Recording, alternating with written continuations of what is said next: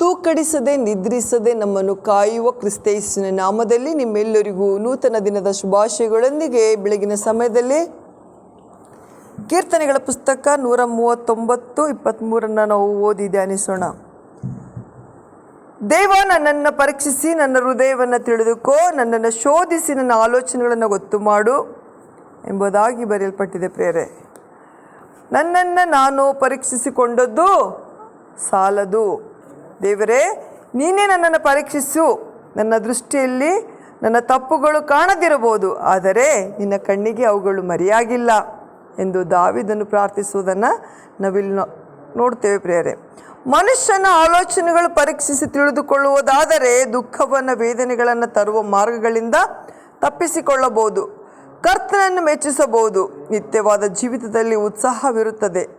ಈ ದಿನಗಳಲ್ಲಿ ಕೆಲವು ಆಲೋಚನೆಗಳ ಕುರಿತು ನಾವು ಧ್ಯಾನ ಮಾಡೋಣ. ಮೊದಲನೇದಾಗಿ ಅಕ್ರಮವಾದಂಥ ಆಲೋಚನೆಗಳ ಕುರಿತು. ಇಲ್ಲಿ ದಾವೀದನ ಮೇಲೆ ಬರಿತಾನೆ ಏನಂದರೆ, ನಾನು ಕೆಟ್ಟತನದ ಮೇಲೆ ಮನಸ್ಸಿಟ್ಟಿದ್ದರೆ ಸ್ವಾಮಿಯು ನನ್ನ ವಿಜ್ಞಾಪನೆಯನ್ನು ಕೇಳುತ್ತಿದ್ದಿಲ್ಲ ಎಂಬುದಾಗಿ. ಕೀರ್ತನೆ ಪುಸ್ತಕ 66:18 ಧರ್ಮವನ್ನು ಮೀರಿ ನಡೆಯೋರೇ ನನ್ನಿಂದ ತೊಲಗಿ ಹೋಗಿರಿ ಎಂದು ಸ್ವಾಮಿ ಹೇಳುವುದನ್ನು ಮತ್ತಾಯ 7:23 ಓದುತ್ತೇವೆ. ದೇವ ಮಗುವೆ, ಅಕ್ರಮವಾದ ಆಲೋಚನೆಗಳನ್ನು ನನ್ನಿಂದ ತೊಲಗಿಸು ಎಂಬುದಾಗಿ ನಾವು ದೇವರಲ್ಲಿ ಭಿನ್ನಯಿಸಬೇಕಾಗಿದೆ. ಎರಡನೇದಾಗಿ ಮಾಂಸದ ಇಚ್ಛೆಗಳು. ಶರೀರ ಭಾವವನ್ನು ಅನುಸರಿಸುವವರು ಅದಕ್ಕೆ ಸಂಬಂಧಪಟ್ಟವುಗಳ ಮೇಲೆ ಮನಸ್ಸಿಡುತ್ತಾರೆ. ಶರೀರ ಭಾವದವುಗಳ ಮೇಲೆ ಮನಸ್ಸಿಡುವುದು ಅದು ಮರಣ ಆಗಿದೆ. ಪ್ರೇರೆ, ರೋಮಾಪುರದ ಬರೆದ ಪತ್ರಿಕೆ 8:5-6 ಇದನ್ನು ನೋಡ್ತೇವೆ. ಶರೀರದ ಆಸೆ ಎಂದರೇನು ಸ್ವಲ್ಪ ನಾವು ಚಿಂತಿಸಿ ನೋಡುವಾಗ, ಆತ್ಮದ ಆತನಿಗೆ ಸ್ಥಳವನ್ನು ಕೊಡದೆ ತನ್ನ ಅಪೇಕ್ಷೆಯಂತೆ ನಡೆಯುವುದೇ ಅದು ಶರೀರದ ಆಸೆಯಾಗಿದೆ. ಪ್ರಿಯರೇ, ಅಪೊಸ್ತಲನಾದ ಪೌಲನು ಕೊರಿಂಥದವರಿಗೆ ಬರೆಯುವಾಗ ಹೀಗೆ ಬರೀತಾನೆ, 1 ಕೊರಿಂಥ 3:3 ಯಾಕೆಂದರೆ ನೀವು ಇನ್ನೂ ಶರೀರಾಧೀನ ಸ್ವಭಾವವುಳ್ಳವರಾಗಿದ್ದೀರಿ ಎಂಬುದಾಗಿ.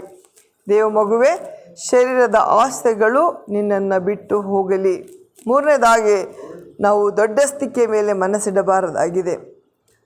ರೋಮಾಪುರದ ಬರೆದ ಪತ್ರಿಕೆ 12:16 ಹೇಳುತ್ತದೆ, ದೊಡ್ಡಸ್ತಿಕೆ ಮೇಲೆ ಮನಸ್ಸಿಡದೆ ದೀನರ ಸಂಗಡ ಬಳಕೆಯಾಗಿರಿ ಎಂಬುದಾಗಿ. ದೇವರಿಗೆ ಇಷ್ಟವಲ್ಲದ ಕಾರ್ಯವೆಂದರೆ ಅದು ದೊಡ್ಡಸ್ತಿಕೆ ಆಗಿದೆ. ಅಹಂಕಾರಿಗಳನ್ನು ದೇವರು ಎದುರಿಸುತ್ತಾನೆ. ಎಲ್ಲ ಪಾಪಿಗಳಿಗಿಂತಲೂ ಅಹಂಕಾರ ಒಂದು ದೊಡ್ಡ ಪಾಪವಾಗಿದೆ. ಪ್ರಿಯರೇ, ಆದುದರಿಂದ ದೇವ ಮಗುವೆ, ನಿನ್ನ ಜೀವಿತದಲ್ಲಿನ ಅಹಂಕಾರವನ್ನು ಬಿಡು, ದೊಡ್ಡಸ್ತಿಕೆ ಮೇಲೆ ಮನಸ್ಸಿಡಬೇಡ. ನಾಲ್ಕನೇದಾಗಿ ಬೇಡವಾದಂಥ ಆಲೋಚನೆಗಳು. ಎಫೆಸದ ಬರೆದ ಪತ್ರಿಕೆ 4:17 ಬರೆಯಲ್ಪಟ್ಟಿದೆ, ಅನ್ಯ ಜನರು ನಡೆದುಕೊಳ್ಳುವ ಪ್ರಕಾರ ನೀವು ಇನ್ನು ಮೇಲೆ ನಡೆದುಕೊಳ್ಳಬಾರದೆಂದು ಕರ್ತನಲ್ಲಿರುವವನಾಗಿ ನಿಮಗೆ ಖಂಡಿತವಾಗಿ ಹೇಳುತ್ತೇನೆ ಎಂಬುದಾಗಿ. ಬೇಡವಾದಂಥ ಆಲೋಚನೆಗಳೆಂದರೆ ಉಪಯೋಗಕ್ಕೆ ಬಾರದವುಗಳು. ಅದು ಮನಸ್ಸಿನ ಕೋಟೆಗಳನ್ನು ಕಟ್ಟಿಕೊಳ್ಳುವಂಥದ್ದು, ನೆರವೇರದೇ ಇರುವಂಥವುಗಳು, ಹಾಗೂ ಅವುಗಳಿಂದ ಕೇಡುಂಟಾಗುತ್ತದೆ. ಅದು ಅನೇಕ ಕ್ರೈಸ್ತರು ಇಂತಹ ಆಲೋಚನೆಗಳಲ್ಲೇ ಆಯೋಜಕರಾಗುತ್ತಾರೆ. ದೇವ ಮಕ್ಕಳೇ, ಇಂತಹ ಆಲೋಚನೆಗಳನ್ನು ನಮ್ಮ ಮನಸ್ಸಿನಿಂದ ತೊಲಗಿಸಿ ದೇವರ ವಾಕ್ಯಗಳನ್ನು ಧ್ಯಾನಿಸಲು, ನಮ್ಮನ್ನು ಹೊಸ ಸೃಷ್ಟಿಯಾಗಿ ದೇವರು ತಾನೇ ಮಾಡಲು ಆತನಿಗೆ ಒಪ್ಪಿಸಿಕೊಡೋಣ. ಲೋಕದ ನಡವಳಿಕೆಯನ್ನು ಅನುಸರಿಸದೆ ನೂತನ ಮನಸ್ಸನ್ನು ಹೊಂದಿಕೊಂಡು ಪರಲೋಕ ಭಾವದವರಾಗಿರಿ ಎಂಬುದಾಗಿ ರೋಮಾಪುರದ ಬರೆದ ಪತ್ರಿಕೆ 12:2 ನಾವು ಓದ್ತೇವೆ. ಪ್ರೇರೆ, ಆದ್ದರಿಂದ ಈ ಬೆಳಗಿನ ಸಮಯದಲ್ಲಿ ನಾವು ಯಾವುದೇ ಕಾರಣಕ್ಕೂ ಅಕ್ರಮವಾದಂಥ ಆಲೋಚನೆಗಳು ನಮ್ಮ ಬಳಿಯಲ್ಲಿ ಬರದ ಹಾಗೆ, ಹಾಗೂ ಮಾಂಸದ ಇಚ್ಛೆಗಳು ನಮ್ಮ ಜೀವಿತದಲ್ಲಿ ನಾವು ಅದಕ್ಕೆ ದಾಸರಾಗದ ಹಾಗೆ, ಮಾಂಸದ ಇಚ್ಛೆಗಳಿಗೆ ಒಳಗಾಗದಂತೆ ಪವಿತ್ರ ಆತ್ಮನ ಧರಿಸಿಕೊಂಡು ದೇವರು ತೋರಿಸುವ ಮಾರ್ಗದಲ್ಲಿ ನಡೆಯೋಣ. ಮೂರನೇದಲ್ಲಿ ನಾವು ನೋಡಿದೆವು, ದೊಡ್ಡಸ್ತಿಕೆಯ ಮೇಲೆ ಮನಸ್ಸಿಡಬಾರದಾಗಿದೆ. ಹೌದು. ನಾಲ್ಕನೇದು ಬೇಡವಾದಂಥ ಆಲೋಚನೆಗಳು ನಾವು ಯಾವತ್ತೂ ಮಾಡದ ಹಾಗೆ, ದೇವರು ತಾನೇ ನಮಗೆ ಕೃಪೆಯನ್ನು ಅನುಗ್ರಹಿಸುವ ಹಾಗೆ, ಬೇಡವಾದಂಥ ಆಲೋಚನೆಗಳು, ಅಕ್ರಮವಾದಂಥ ವಿಚಾರಗಳು, ದೇವರಿಗೆ ಇಷ್ಟವಲ್ಲದ ಯಾವುದೇ ಕಾರ್ಯಗಳು ನಮ್ಮ ಜೀವಿತದಲ್ಲಿ ನಡೆಯದ ಹಾಗೆ ದೇವರಿಗೆ ಸಂಪೂರ್ಣವಾಗಿ ಆತನ್ನು ಒಪ್ಪಿಸಿಕೊಡೋಣ. ದೇವರು, ಯಾಕೆಂದರೆ ದೇವರು ಆತನ ನಮ್ಮನ್ನು ಪರೀಕ್ಷಿಸಿ ನಮ್ಮ ಹೃದಯವನ್ನು ತಿಳಿದುಕೊಂಡು ನಮ್ಮನ್ನು ಶೋಧಿಸಿ ಆಲೋಚನೆಗಳನ್ನು ಹೇಳುವನಾಗಿದ್ದಾನೆ. ದೇವರು ತಾನೇ ನಮ್ಮೆಲ್ಲರನ್ನ ಆಶೀರ್ವದಿಸಲಿ.